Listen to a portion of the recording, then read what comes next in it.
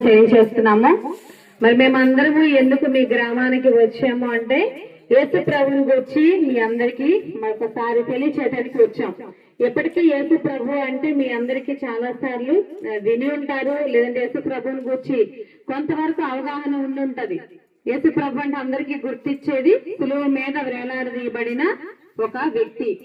కానీ ఆ వ్యక్తి లేదంటే ఆ దేవుడు ఆ పరిస్థితుల్లో మరి సిలువలో వేలాడదీయబడిన అవసరత ఎందుకు వచ్చింది అనేది ఒకసారి ఆలోచించినట్లయితే అది మన కొరకే అని మనం గుర్తించాలి. మొదటిగా నేను నా కొరకేంటి, యేసు ప్రభు ఎవరో నాకు తెలియదు, ఆయన మన దేశంలో పుట్టలేదు, మా ప్రాంతానికి చెందినవాడు కాదు, ఆయన పరాని చేసే వ్యక్తి కదా, నేను భారతదేశంలో ఉన్నాను కదా, నాకు ఆయనకి సంబంధం ఏంటి, నా వల్ల ఆయన ఎందుకు సిలువెక్కాలి, ఆ సిలువలో ఎందుకు మేకులు కొట్టించుకొని వేలాడదీయబడాలి అని మీరు అనుకోవచ్చు. కానీ బైబిల్లో ఒక మాట ఉంది, యేసుక్రీస్తు అందరికీ ప్రభువు అని. ఎందుకంటే ఆయన మనందరి కొరకు పరలోకంలో దేవుడుగా ఉన్న స్థానాన్ని విడిచిపెట్టి ఈ లోకానికి వచ్చి మానవ అవతారాన్ని ఎత్తి నీ కొరకే నా కొరకే పాప పరిహారార్థ బలిగా ఆ సిలువలో వేలాడదీయబడ్డారు. వాస్తవానికి మనందరికీ తెలుసు, మన పాపాలు క్షమించబడాలి అంటే రక్త ప్రోక్షణ జరగాలి, బలి జరగాలి, యాగం జరగాలి అని. కానీ ఆ జరిగే విధానము మనకు తెలిసిన పద్ధతుల్లో దాన్ని ఆచరిస్తూ ఉంటాం. మన పల్లెటూరులో మీరు చాలా విధానాల్లో బలులు అర్పిస్తూ ఉంటారు. వారాల పండుగని కావచ్చు, లేదా రకరకాల భక్తి విధానాలు మీరు చేస్తారు. కోళ్లను, మేకలను ఇవన్నిటిని కూడా బలులుగా అర్పించి వాటి రక్తాన్ని చెందించి పాప పరిహారార్థ బలిగా పాప పరిహారానికి పాపము క్షమించబడాలని ఆ దేవునికి కృతజ్ఞత పూర్వకంగా ఇలాంటి బలులు చేస్తూ ఉంటారు. కానీ వాస్తవానికి ఒక మనిషి యొక్క పాప క్షమాపణకు గాని, ఒక మనిషిని ఉద్ధరించడానికి గాని ఆ యొక్క గొర్రెల యొక్క మేకల యొక్క రక్తములో మరి శక్తి లేదు. కానీ మనకు తెలిసింది, మనం చేయగలిగింది మాత్రమే మనం చేస్తూ అదే మనకు పుణ్యాన్ని తీసుకువస్తుందని, అదే మన పాప క్షమాపణకు కారణమవుతుందని ఆలోచిస్తూ ఉంటాం. కానీ వాస్తవానికి మానవ జన్మ అన్ని జన్మల కన్నా శ్రేష్టమైనదని ప్రతి ఒక్కరికి తెలుసు. ఇది క్రైస్తవ మతానికి సంబంధించిన విషయం అయితే కాదు, కానీ మానవ జన్మ అందరికన్నా ఒక గొప్ప జన్మ. ఇంత గొప్ప జన్మకు ఒక మేక, ఒక బలి యొక్క ఒక మేక యొక్క లేదంటే ఒక కోడి యొక్క బలి సరిపోదు. కానీ మనిషికి మనిషే సాటి. ఆ మనిషిగా మరి ఆ యొక్క ఎవరు మరి మన పాపాలకి పరిహారంగా లేదని మన పాప క్షమాపణ కొరకే బలి అవుతారు. వాస్తవానికి చెప్పాలంటే ఒక మనిషి మరొక మనిషికి సహాయం చేస్తాడు. ఎంతవరకు అంటే తనకు అపాయం రానంత వరకు, తను చేయగలిగినంత వరకు. కానీ ప్రాణం మీదకి వచ్చేటప్పుడు ఏ మనిషి కూడా ఎవరికి కూడా సహాయము చేయలేరు. ఎందుకంటే నా కుటుంబం, నా పిల్లలు, నా భార్య, నా శరీరం, నా జీవితం అనే ఒక స్వార్థం అనేది ఉంటది. అంత మాత్రమే కాదు, ఏ మనిషి కూడా అంత త్యాగము చేసేంత మరి త్యాగపూరితమైన మనసు కూడా కలిగి ఉండడు.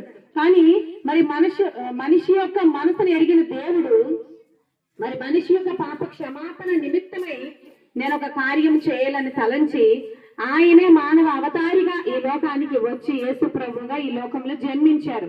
కాబట్టి యేసుక్రీస్తు అందరికీ ప్రభు అని ఉదయకాల సమయంలో మీ అందరికీ తెలియచేయడం జరిగింది. వాస్తవానికి అది ఒక జాతికి చెందిన దేవుడని, లేదంటే క్రైస్తవ మతం అంటే ఒక కులానికి చెందిన మతం అని చాలా మంది భ్రమిస్తుంటారు. కొంతమందికి మతంలో దిగిపోయారు అంటారు. కానీ వాస్తవానికి దిగిపోవడము కాదు, ఏదో దేశానికి చెందిన అంటారని, కులమని కాదు, మతం అని కూడా కాదు. కానీ క్రైస్తవ్యం అనేది మరి ఒక మార్గం. బైబిల్లో యేసు ప్రభువు మరొక మాట చెప్పారు, నేనే మార్గమును, సత్యమును, జీవమును, నా ద్వారా తప్ప ఎవరును తండ్రి యొద్దకు చేరలేరు, పరలోకానికి చేరలేరు. ఎందుకు ఆ మాట ఆయన చెప్పగలిగారు అంటే ఆయనే పరలోకం నుండి వచ్చారు. పరలోకం నుండి వచ్చి ఈ లోకంలో మరి దేవులుగా వెలిసిన వారు మరి ఎవరు లేరు. కానీ యేసు ప్రభువు మాత్రం పరలోకంలో ఉన్న తన మహిమను విడిచిపెట్టి ఈ భూలోకానికి ఈ శరీరముతో వచ్చాడు ఆయన. కానీ ఈ శరీరంతో ఆయన వచ్చినప్పటికీ మనలాగా ఆయన పాపము ద్వారా జన్మించలేదు, స్త్రీ పురుషులు కలయిక వల్ల ఆయన జన్మించలేదు. కానీ ఒక కన్యక, పరిశుద్ధమైన ఒక కన్యక ద్వారా ఆయన ఈ లోకంలో జన్మించడం జరిగింది. జన్మించిన ఆయన మరి ఆ జన్మలో పాపం లేదు, అలాగే ఆయన జీవితంలో పాపం లేదు, ఆయన బాల్యంలో పాపం లేదు, ఆయన యవ్వనంలో పాపం లేదు. ఆయన 33.5 సంవత్సరంలో ఎవరు కూడా ఏ పాపాన్ని కూడా కనిపెట్టలేకపోయారు. యేసుప్రభు గారు ఒకనొక దినాన్ని ఒక సవాల్ చేశారు, నాలో పాపం అనగా మీలో ఎవరు స్థాపించగలరు అని. నిజమే, ఆయనలో ఏ పాపము లేదు, ఆయన పరిశుద్ధుడు. ఆయన పరిశుద్ధులని ఆయన సవాలు చేశారు. ఆయనలో ఏ పాపము దోషము లేదని మరి అప్పట్లో ఉన్న రాజులు కూడా చేశారు. అప్పట్లో ఉన్న రాజు యేసు ప్రభుని తీర్మానించే తీర్పుకు మరి అప్పగించిన రాజు కూడా ప్రజల యొక్క ఒత్తిడి తట్టుకోలేక సిలువకు అప్పగించాడు, కానీ ఆయనలో ఏ తప్పు ఉందని కాదు. కానీ ఆ రోజు ఆ రాజు గారు అడుగుతారు, పిలాతు అనే రాజు అడుగుతారు, నీవు గాని నోరిప్పి మాట్లాడితే నీకు సిలువ శిక్ష నేను తప్పిస్తాను అని. కానీ సిలువ శిక్షను తప్పించుకోవడానికి యేసు ప్రభు ఈ లోకానికి రాలేదు, కానీ ఆ సిలువను ఆ శిక్షను భరించడానికి యేసు ప్రభు మరి ఈ లోకానికి వచ్చారు. కాబట్టి ఆయన మౌనము వహించి అన్యాయపు తీర్పును భరించి మరి అక్కడ నీ యొక్క నా యొక్క పాపాల నిమిత్తమైన శిక్షను అనుభవించారు. ఎందుకు ఆయన సిలువలో వేలాడదీయబడ్డారు, ఎందుకు ఆయన తలపై మొల కిరీటం పెట్టబడింది అంటే మనలో, మన హృదయంలో, మన తలంపులలో ఎంతో భయంకరమైన పాపం ఉంది, చెడ్డ లక్షణాలు మనలో ఉన్నాయి. ఇవన్నీ పాప క్షమాపణ. మరి వీటన్నిటికీ మన పాపంలో క్షమాపణ కలగాలంటే ఆయన తలలో మొల్ల కిరీటం గొచ్చబడింది. అందుకే ఆయన ఒప్పుకున్నారు. అది నొప్పి కలిగించిన, అది బాధ కలిగించిన, రక్తాన్ని చిందించేంత బాధను అది కలిగించిన నీ యొక్క నా యొక్క మరి తలంపుల ద్వారా వచ్చే పాపానికి ప్రాయశ్చిత్తం జరగాలని ఆయన తలలో ఉన్న రక్తధారలు ఆ మొల్ల కిరీటం ద్వారా బయటికి కారి ప్రోక్షింపబడ్డాయి. ఆయన అలాగే ఆయన చేతుల్లో మరి మేకలు కొట్టబడ్డాయి. అవి దేనికంటే మనం చేయకూడని పనులు ఎన్నో చేస్తూ పాపమును మూట కట్టుకుంటున్నాం, దానికి ప్రాయశ్చిత్తంగా ఆయన చేతుల్లో మేకలు కొట్టబడ్డాయి. అలాగే మనం వెళ్ళకూడని ఎన్నో మార్గాల్లో మనం వెళ్తూ ఉంటాం. మంచి మార్గాల్లో, సన్మార్గంలో వెళ్తే మనం బాగుపడతాం, మన కుటుంబాలు బాగుపడతాయి. కానీ వెళ్ళకూడని ప్రాంతాలకి వెళ్ళడం ద్వారా, వెళ్ళకూడని ప్రదేశాలకు వెళ్ళటం ద్వారా చాలా జీవితాలు నాశనం అయిపోతున్నాయి. చాలా మంది జీవితాలు పాపముతో కట్టుముట్టుపోయి ఉండిపోతున్నాయి. చాలా జీవితాలు పాపంలోనే, పాప ఊబులోనే మునిగిపోతున్నాయి. ఇలాంటి పరిస్థితులు యేసు ప్రభువారు మరి మన యొక్క పాప క్షమాపణ నిమిత్తం ఆయన యొక్క కాలంలో శీలలు మరి దించబడ్డాయి. కాబట్టి ఆయన ఎందుకు సిలువనెక్కాడు అంటే నీవు నేను నిలువెత్తున చేసిన ప్రతి పాపానికి ప్రతిగా ఆయన కొరడా దెబ్బలు, 39 కొరడా దెబ్బలు శరీరం అంతా కూడా కొట్టబడ్డాయి. మరి పక్కలో బల్లెపు పాటు మన హృదయంలో ఉన్న ప్రతి ఒక్క చెడ్డ తలంపులకు ప్రతిగా, చెడ్డ ఆలోచనలకు, మన హృదయంలో ఉన్న పాపపు తలంపులకు, స్వభావాలకు ప్రతిగా ఆయన యొక్క పక్కలో మరి బలిప పోటు పడవబడింది. నిలువెల్లా ఆయన ఒక బలి పశువుగా సిలువలో వేలాడదీయబడ్డాడు. యేసు ప్రభుని చూస్తే దీనముగా సిలువలో వేలాడదీయబడిన ఆయన చూసి మనం జాలిపడ్డాం కాదు, నీ మీద నా మీద జాలిపడి ఆయన మన కొరకు ఆ సిలువని ఎక్కి నీవు నేను పొందవలసిన నరక శిక్షను మరి తప్పించడానికి ఆయన సిలువ శిక్షను భరించారు. ఈ ఒక్క విషయాన్ని దయచేసి పుట్టభద్ర గ్రామస్తులు గ్రహించాల్సిందిగా తెలియజేయడానికి మరి మేము ఉదయకాలశాలలో మేము మధ్యకి వచ్చాం. దయచేసి ఇది బలవంతపు మత మార్పిడి కాదు, లేదంటే ఎవరినో విమర్శించడం అని కాదు, కానీ సత్యం మీరు తెలుసుకోండి. భయంకరమైన రోజుల్లో మనం ఉన్నాం. యేసు ప్రభువు మరలా తిరిగి రాబోతున్నారు. ఆయన మరణించారు, తిరిగి లేచారు.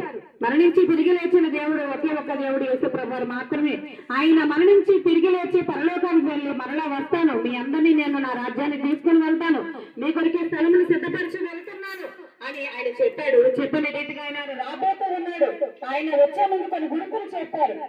అక్కడక్కడ కరువులు, భూకంపాలు, జనము రాజ్యం మీదకి రాజ్యం అవుతాయి. అంటే ఈ రోజు రాజకీయ సమస్యలు కావచ్చు, దేశం మీద దేశాన్ని యుద్ధపు వాతావరణాలు కావచ్చు, కరువులు కావచ్చు, భూకంపాలు కావచ్చు, భయంకరమైన ప్రకృతి వైపరీత్యాలు కావచ్చు. ఇవన్నీ ఎందుకు జరుగుతున్నాయనే ప్రశ్న మనుషుల్లో ఉండొచ్చు. దేవుడు చూడట్లేదా? దేవుడికి మన కష్టాలు కనిపించట్లేదా? నా కష్టం ఎందుకు ఇలా వృధా అవుతుందని ఒకవేళ ఆలోచిస్తున్నామేమో. కానీ ఆయన రాకడ సమీపిస్తుంది. ఈ లోకం అంతమైపోయే పరిస్థితులు మరి మన ముందు ఉన్నాయి. ఈ లోకము, ఈ భూమి, ఈ సూర్యుడు, ఈ చంద్రుడు, సమస్త సృష్టి లయమైపోయే రోజు మన ముందుంది. ఆ రోజు నీవు నేను రక్షించబడి ఆ నరకం నుంచి తప్పించబడాలంటే యేసు ప్రభువు మాత్రమే శరణం, ఆయన నామం మాత్రమే మనకు రక్షణకు కారకం. కాబట్టి దయచేసి ప్రతి ఒక్కరు కూడా ఈ ఉదయకాల సమయంలో యేసు ప్రభువు మిమ్మల్ని ప్రేమించి మమ్మల్ని పంపించారు. కాబట్టి మీ అందరూ అర్థం చేసుకోండి. దయచేసి మీరు సత్యాన్ని గ్రహించండి.